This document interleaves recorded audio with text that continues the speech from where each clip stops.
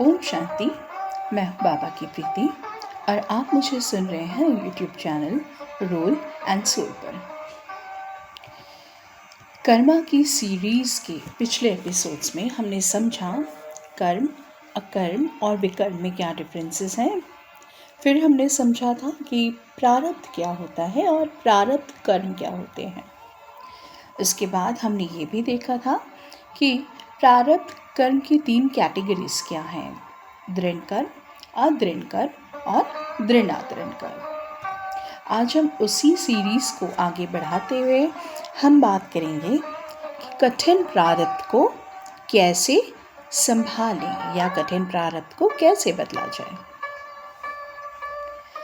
देखिए, life unpredictable है क्योंकि हमारे पास्ट के एलिमेंट्स हमारे प्रेजेंट में मौजूद हैं और हम सभी प्रारब्ध कर्म की लहरों पर सवार हैं, एक किनारे से दूसरे किनारे की ओर बढ़ रहे हैं। ये लहरें संचित कर्म माना एक्यूमुलेटेड कर्मास के विशाल सागर का एक छोटा सा हिस्सा है, जिसमें वह सब कुछ शामिल है जो हमने अब तक किया, जिया और बनाया। लेकिन क्या हो अगर ये सागर अशांत हो जाए और लहरें बेकाबू हो जाए तो? दूसरे शब्दों में, इस कठिन प्रारब्ध से आगे कैसे बढ़ा जाता है? प्रारब्ध की प्रकृति को देखते हुए यह पहचानना महत्वपूर्ण है कि जीवन की हर चीज़ चुनौतीपूर्ण नहीं है और इसलिए जीवन को ही कठिन नहीं कहा जा सकता। जीवन के कुछ पहलू दृढ़ कर्म माना निश्चित कर्म द्वारा शासित होते हैं, जो हमारे सर्वोत्तम प्रयासों के बावजूद भी अपरिवर्तित ही रहते हैं। हालांकि कुछ ऐसे पहलू भी हैं जहां चुनौतियों को आसानी से दूर किया जा सकता है, जो अदृढ़ कर्म होते हैं, जिससे हमें अपनी जीवन स्थितियों को बेहतर के लिए बदलने की अनुमति मिलती है। फिर कुछ ऐसे पहलू भी हैं जिन्हें बदला तो जा सकता है, लेकिन जिसके लिए कुछ एक्स्ट्रा एफर्ट्स लगाने पड़ते हैं हमें। तो क्या करा जाए, कठिन प्रारब्ध को कैसे संभाला जाए? देखिए, सबसे पहली बात, अगर आपने काला चश्मा पहना है तो यह पूरी दुनिया आपको काले रंग की नजर आएगी। आप जिस रंग का चश्मा पहनेंगे आपको यह दुनिया उसी रंग की नज़र आएगी। अगर आप चाहते हैं इस सृष्टि के अलग अलग रंगों को देखना चाहते हैं तो वो काला चश्मा आपको आपकी नज़रों पे से हटाना होगा।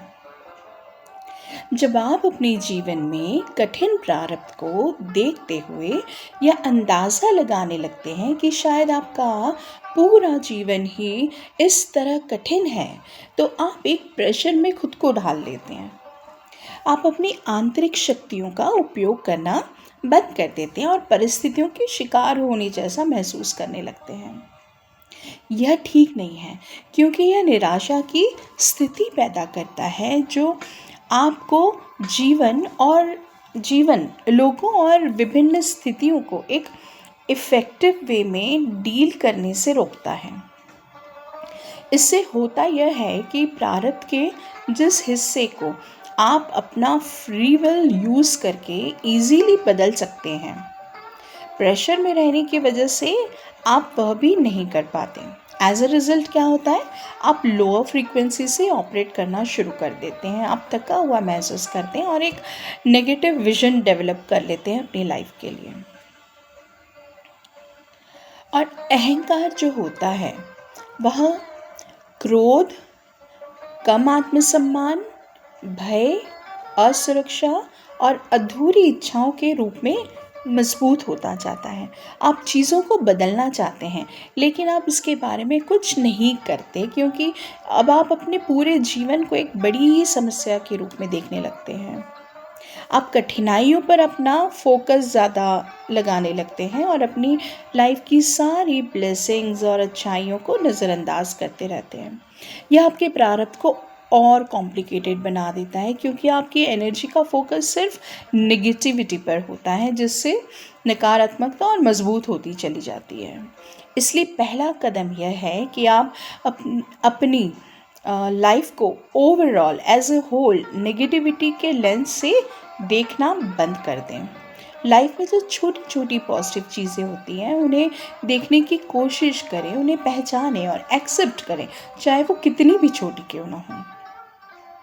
उन पर आपके फोकस की अधिक आवश्यकता है। ऐसा करने से क्या होगा, नकारात्मकता का मोमेंटम जो है वो टूट जाता है और आपकी एनर्जी एक हायर फ्रीक्वेंसी की तरफ बढ़ जाती है, जहाँ से आप अपने जीवन की चुनौतियों का समाधान खोजना शुरू कर सकते हैं।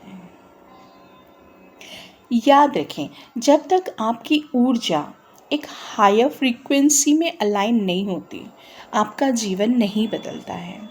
हालांकि जब आप एक हायर फ्रीक्वेंसी की ओर बढ़ते हैं, एक अधिक पॉजिटिव विजन में बदलकर आपका वाइब बदल जाता है और आप समस्याओं की तुलना में अधिक समाधानों को आकर्षित करना शुरू कर देते हैं। राइट। तो फिर ये है कि आपको खुद को रिमाइंड करते रहना है, अपने आप को याद दिलाएं कि ये जो सिचुएशन है, ये जो टाइम है, दिस इज़ टेम्पररी, अस्थाई, दिस टू शैल पास। जैसे ये लाइफ जर्नी टेम्पररी होती है, वैसे ही आपके प्रारब्ध, कर्म और भाग्य भी अस्थाई है। इसलिए चाहे वे कितनी भी चुनौतीपूर्ण या सुखद ही क्यों ना हो, उनसे बहुत ज़्यादा अटैच होने की ज़रूरत नहीं है। यहाँ अटैचमेंट का अर्थ ये है कि आप ईगो के थ्रू रिस्पॉन्ड ना करें, उससे नेगेटिव टेंडेंसीज डेवलप होती हैं। इसके अलावा और क्या होता है कि यदि आपका प्रारब्ध चैलेंजिंग है तो आप नेगेटिव होते चले जाते हैं और बदलाव की संभावना से इनकार करने लगते हैं। यह आपको संघर्ष, दर्द और दुख, इसके भंवर में फंसा के रखता है। इसी तरह जब प्रारब्ध अच्छा होता है, तब कुछ खोने के डर से या किसी नुकसान के डर से आप उस अच्छे प्रारब्ध के साथ अटैच हो जाते हैं और आपके मन में जहाँ है वहीं रहने की इच्छा डेवलप हो जाती है। एज अ रिज़ल्ट क्या होता है कि टेम्पररी हैप्पीनेस के साथ आप अटैच होने लग जाते हैं। जब आप जीवन की अस्थायी प्रकृति और उससे जुड़ी हर चीज़ को महसूस करते हैं ना, तो आप में एक एक्सेप्टेंस आ जाता है। इसलिए बिना किसी अटैचमेंट के लाइफ के पॉजिटिव्स और नेगेटिव्स का अनुभव करें। इसका अर्थ है कि किसी भी स्थिति के साक्षी दृष्टा बने। इसके अलावा यह समझ लेना कि सिचुएशंस टेम्पररी हैं, इसका मतलब यह नहीं कि आप बिना कर्म किए अपने कठिन प्रारब्ध के गुजर जाने का सिर्फ इंतज़ार ही करते रहेंगे। आदर्श दृष्टिकोण यह होना चाहिए कि आप बिना एब्जॉर्ब किए सिचुएशन को ऑब्जर्व करें, यानी जो कुछ भी है उसके बारे में कोई जजमेंट या ओपिनियन ना बनाकर अपनी आंतरिक शांति और संतुलन को बनाए रखें। फिर जो निश्चित है उसे स्वीकार करें और अपनी जर्नी को डिवाइन को सरेंडर करें। फिक्स ड्रामा को एक्सेप्ट करना बहुत ज़रूरी है। जीवन में हम अक्सर एक्सेप्टेंस और रेजिस्टेंस के बीच में ना झूलते रहते हैं। ऐसा तब होता है जब हम चाहते हैं कि चीज़ें वैसी होनी चाहिए जैसा हम सोचते हैं, बजाय इसके कि वो जैसी हैं हम उन्हें वैसे एक्सेप्ट कर लें। हम यह समझने में विफल रहते हैं कि जीवन में कुछ चीज़ें वैसी नहीं हो सकती जैसी हम चाहते हैं।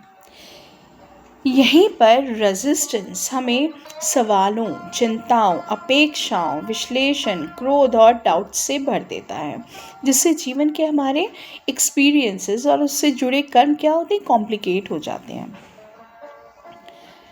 जब हम किसी स्थिति या भावना को रेजिस्ट करने की कोशिश कर सकते हैं तो क्या होता है, What you resist persists। समस्या बनी रहती है। जिस चीज़ का हम विरोध करते हैं वह और ज़्यादा स्ट्रॉन्ग हो जाती है। विरोध करने में हम जो ऊर्जा लगाते हैं वह उस समस्या को ख़त्म करने के बजाय उसे और मजबूत कर देती है, क्योंकि इस समस्या को आप एनर्जी देते हैं। Wherever the focus goes, energy flows. तो आप जब उस पर ज़्यादा फोकस करने लगते हैं तो आप उसे एनर्जी देते हैं, तो इससे वो क्या होता है, वो प्रॉब्लम आपकी और स्ट्रांग होती चली जाती है। फिर किसी स्थिति को स्वीकार ना करने या उससे लड़ने में बहुत सारी मानसिक ऊर्जा खर्च होती है, जिससे आप स्ट्रेस हो जाते हैं, चिंतित रहते हैं, थका हुआ महसूस करने लगते हैं। स्थिति जैसी है उसे बदलने की कोशिश में या उससे इनकार करने में दुख और परेशानी बढ़ सकती है, सफरिंग्स बढ़ती हैं, क्योंकि आप रियलिटी से लड़ रहे होते हैं। और फिर विरोध करने से, रेजिस्ट करने से हम समस्या को स्पष्ट रूप से नहीं देख पाते और ना ही समझ पाते हैं। इससे क्या होता है, हम सॉल्यूशन ढूंढने या उससे बाहर निकलने के लिए सही कदम उठाने में भी हम असमर्थ हो जाते हैं। जितना ज़्यादा हम असहज चीज़ों से बचते हैं उतना ही हमारा टॉलरेंस जोन छोटा होता जाता है, यानी फिर छोटी छोटी चीज़ों में भी हम बहुत अनकंफर्टेबल हो जाते हैं, हमारा धैर्य, हमारा पेशेंस कम होने लगता है। इसके विपरीत स्थिति को स्वीकार करने का मतलब यह नहीं है कि आप एकदम इनएक्टिव हो जाए। इसका मतलब यह है कि आप रियलिटी को वैसे ही देखते हैं जैसी वह है, जिससे आप शांति से उस पर काम कर सकते हैं या आवश्यक होने पर उसे बदलने के लिए सही दिशा में कदम उठा सकते हैं। फिर दूसरी ओर स्वीकृति तब होती है जब हम चुनौतीपूर्ण परिस्थितियों या लोगों को अपनी इच्छाओं के अनुसार ढालने की कोशिश करना बंद कर देते हैं। एक्सेप्टेंस उस विचार या भावना का नाम है जिसमें आप वर्तमान वास्तविकता को बिना किसी आंतरिक लड़ाई, बिना किसी विरोध या इनकार के जैसा है वैसा ही मान लेते हैं। आप स्थिति या अपनी भावनाओं के खिलाफ लड़ना बंद कर देते हैं। जब आप किसी कठिन भावना जैसे गुस्सा या दुख या चिंता को महसूस करते हैं तो उसे गलत मानकर उससे बचने या उसे दबाने की कोशिश नहीं करते। आप पहचान सकते हैं कि जो हो चुका है या जो वर्तमान में हो रहा है वह एक तथ्य है। इसे मान लेना है कि इस पल में हालात यही हैं, चाहे वो आपको पसंद हो या ना हो। फिर है समर्पण कर देना। समर्पण, सरेंडर, हार मानना नहीं है, या इसका मतलब यह नहीं है कि आप उसे बदलने की कोशिश छोड़ दी है, बल्कि सरेंडर करने के बाद आप शांत मन से स्थिति का जायज़ा लेते हैं ताकि आप सोच समझकर अगला कदम उठा सकें। जब आप स्वीकार करते हैं, एक्सेप्ट करते हैं, तो आप रेजिस्टेंस में अपनी एनर्जी को वेस्ट करना बंद कर देते हैं। इससे आपका मन शांत होने लगता है और आप फिर रचनात्मक तरीके से समाधान की दिशा में आगे बढ़ने लगते हैं। स्वीकार करने से आप विरोध जब करना छोड़ देते हैं तो उससे जुड़ा जो एक मेंटल स्ट्रेस है या फिर दुख है तो वो कम हो जाता है। आप स्थिति को भावनात्मक रूप से नहीं बल्कि एक तथ्य के रूप में देख पाते हैं, जिससे कोई डिसीजन लेना आपके लिए ईजी हो जाता है। रेजिस्टेंस आपको एक ही जगह पर बांधे रखता है और एक्सेप्टेंस आपको उस रियलिटी के साथ जीना और आगे बढ़ना सिखाती है। फॉर एग्ज़ाम्पल, मान लीजिए कि यदि किसी की नौकरी चली गई है तो अगर उस व्यक्ति में रेजिस्टेंस होता है तो वो क्या सोचेंगे, मेरे साथ ऐसा नहीं हो सकता, यह अन्याय है या मेरी किस्मत ही ख़राब है। इससे क्या होगा, इससे उस व्यक्ति में गुस्सा, चिंता और दुख बढ़ेगा। अगर उस व्यक्ति ने अपने आप में एक्सेप्टेंस लाया कि हाँ, मेरी नौकरी चली गई है, मैं मानता हूँ यह एक मुश्किल स्थिति है और मुझे दुख हो रहा है, लेकिन अब मुझे क्या करना चाहिए, ये है एक्सेप्टेंस। तो इससे क्या होता है, यह आपको शांति से अगली नौकरी खोजने या फिर आप में नए स्किल्स डेवलप करने पर आपका ध्यान केंद्रित करने में मदद करता है। तो कुल मिलाकर जो फिक्स ड्रामा है, जो अपरिवर्तनीय है, उसको स्वीकार करने से हमें समय और ऊर्जा बर्बाद करने से बचने में मदद मिलती है। यह सोचकर कि काश चीज़ें अलग होती, यह जीवन की स्थिति, रिश्ते या हमारी परिस्थितियों पर लागू होता है। और यदि कोई व्यक्ति हमारे सर्वोत्तम प्रयासों के बावजूद हमारी इच्छा और पसंद के अनुसार नहीं बदलता है, तो हमें यह पहचानना होगा कि यह निश्चित कर्म है। फिर कठिन प्रारब्ध को संभालने का एक और बहुत ही इफ़ेक्टिव तरीका है check and change, choose the right frequency and respond. जब एक चुनौतीपूर्ण प्रारब्ध का सामना हो तो खुद को याद दिलाएं कि आपका तूफान पर कोई कंट्रोल नहीं है, लेकिन आपका कंट्रोल खुद पर ज़रूर है। और जब आप शांत रहते हैं तो तूफान गुजर जाएगा। क्यों? क्योंकि आप तूफान से ऊपर उठेंगे और यह आपकी आवृत्ति से जुड़ा नहीं रहेगा, आपकी फ्रीक्वेंसी से अटैच नहीं होगा। यहाँ तूफान का मतलब कार्मिक घटनाएं, सिचुएशन, स्थितियाँ और रिश्ते हैं जो ऑफकोर्स चुनौतीपूर्ण हो सकते हैं। हमें उन्हें धैर्य के साथ अनुभव करना है और हाई फ्रीक्वेंसी के साथ अलाइन होकर कर्म करना है। यदि हम लोअर फ्रीक्वेंसी से ऑपरेट करते हैं तब हम कर्मों के दबाव में झुक जाते हैं और ऐसा करके हम अपने ही सबकॉन्शियस में एक नेगेटिव और अनहेल्दी रिकॉर्डिंग को ऐड कर देते हैं। और ऐसा कोई भी एक्सपीरियंस कर्मों के बोझ को बढ़ाता है या प्रारब्ध को ज़्यादा कॉम्प्लिकेट कर देता है।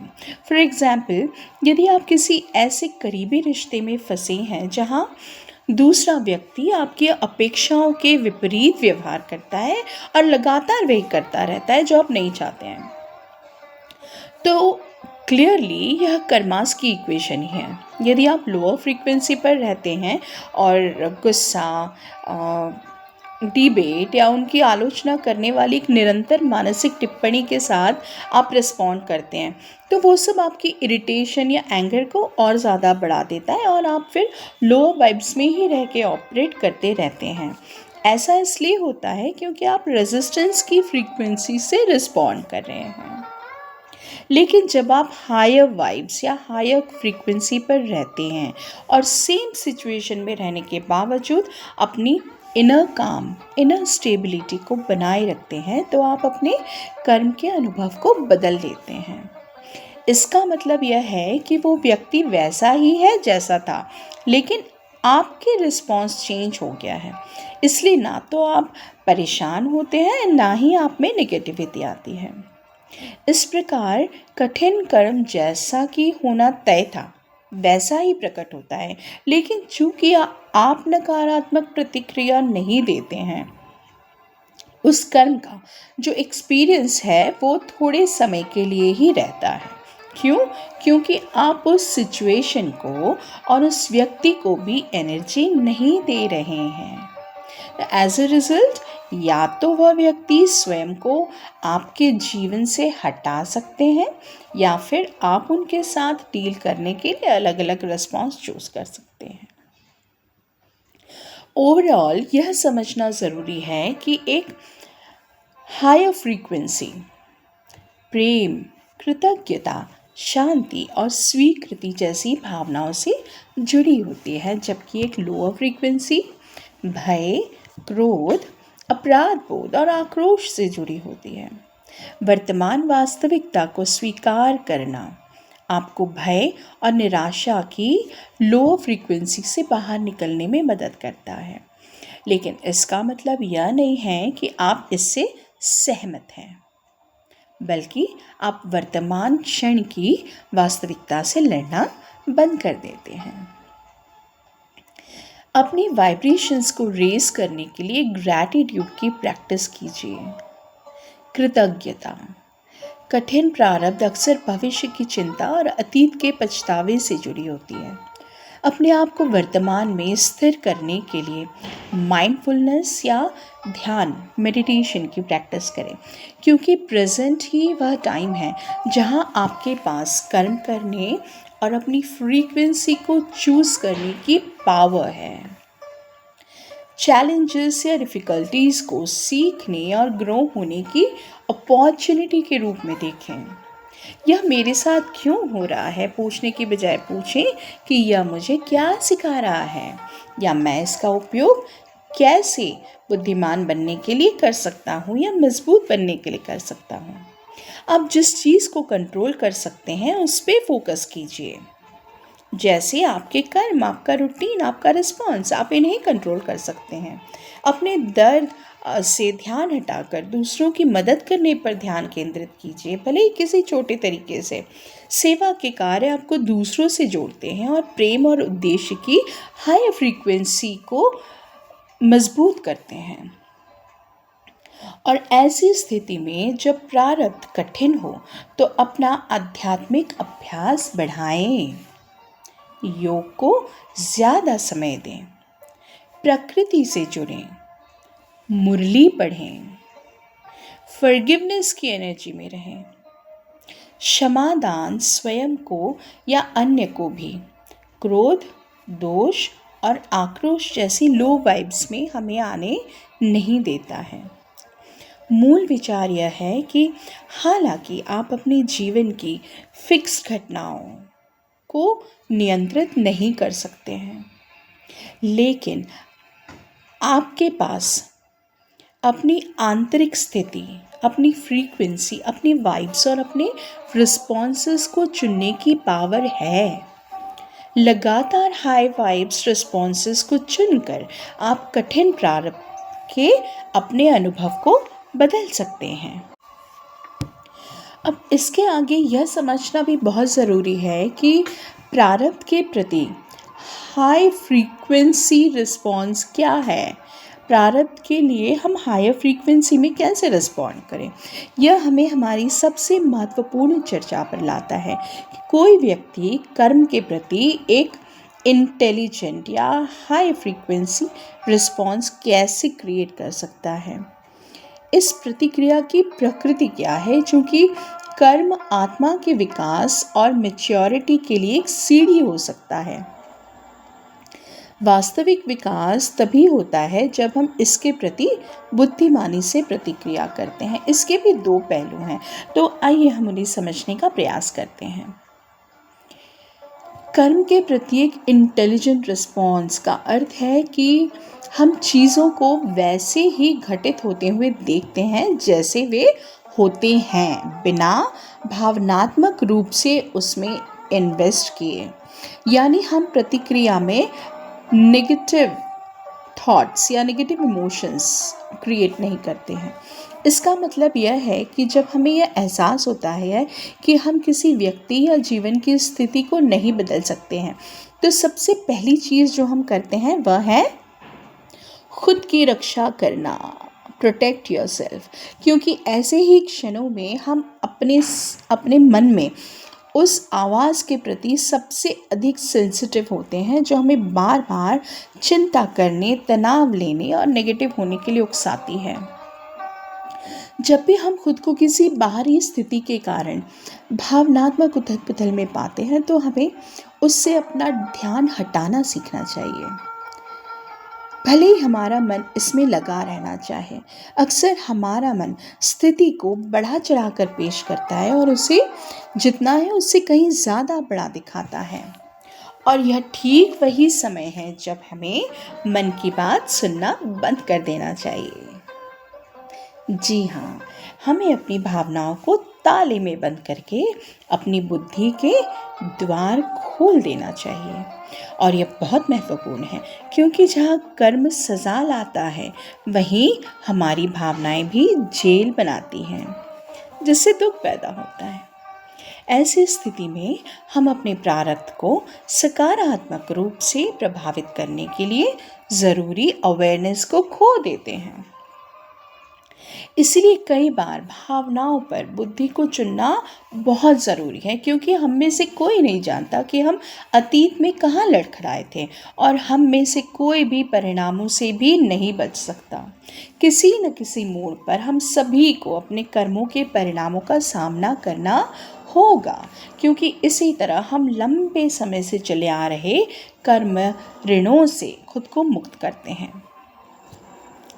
हालांकि कुछ लोग नकारात्मक अनुभवों को छोड़ना नहीं चाहते हैं, और उन्हें अपने दिमाग में बार बार दोहराते रहते हैं।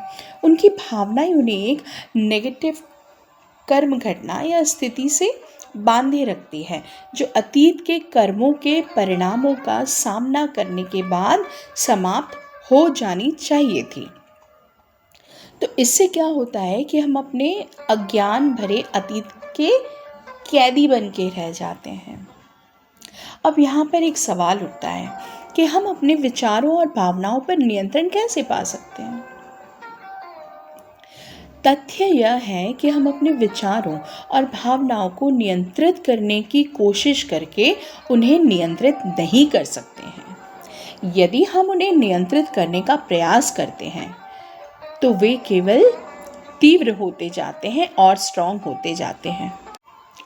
इसके बजाय हमें बस सेल्फ अवेयरनेस डेवलप करने की आवश्यकता है। हमारे विचारों और भावनाओं को जैसे वे उत्पन्न होते हैं, हमें उन्हें वैसे ही देखना है। उनके साक्षी बनने की कोशिश करें और उन्हें स्वयं का एक कमज़ोर संस्करण बनाने की अनुमति ना दें। और यह केवल तभी संभव है जब हम ऐसे विचारों और भावनाओं के पीछे की जागरूकता के रूप में बने रहें, बिना स्वयं को उससे आगे बढ़ाएं। जिस क्षण हम नकारात्मक विचारों और भावनाओं पर कार्य करना शुरू करते हैं, हम नकारात्मक हो जाते हैं, जिससे कर्म की गांठें और क्या होती है, सख्त हो जाती है। इसलिए हमें उस जागरूकता को बनाए रखना चाहिए और नेगेटिव थॉट्स और इमोशंस के साथ पहचान करने से बचना चाहिए। कर्मों के प्रति एक इंटेलिजेंट रिस्पॉन्स का अर्थ यह भी है कि यह समझना कि सामने आने वाली घटनाएं और स्थितियां जीवन के अनुभवों का हिस्सा है, जो हमारे विकास और मैच्योरिटी के लिए एक वैल्यूएबल लेसन देने के लिए है। इस जागरूकता के साथ हमें विकास और मैच्योरिटी के उन एरियाज़ को पहचानना चाहिए जहां हम कमी महसूस करते हैं।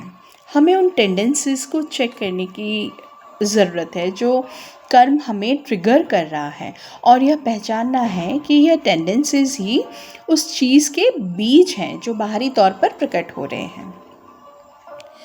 यहाँ यह ध्यान देना ज़रूरी है कि जो टेंडेंसीज़ या प्रवृत्ति हमें इमोशनली ट्रिगर करती हैं, वे ज़रूरी नहीं कि इसी लाइफ टाइम में हो, वह पास्ट लाइफ टाइम से भी हो सकती हैं, जो एक स्पेसिफिक सिचुएशन आने पर इस जन्म में ट्रिगर कर रही है।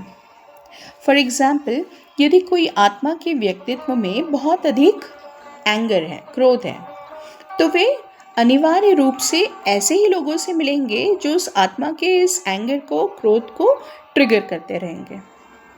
हालांकि ऐसे व्यक्तियों के साथ कर्म का समापन तभी होता है जब क्रोध इसे अनुभव करने वाले व्यक्ति के भीतर शांति में बदल जाता है। इसी तरह कोई व्यक्ति जो एक भय रखता है, एक भय को सप्रेस करके रखता है, डर को, फियर को, तो उसे ऐसी स्थितियों का सामना करना पड़ेगा जो साहस की मांग करती हैं।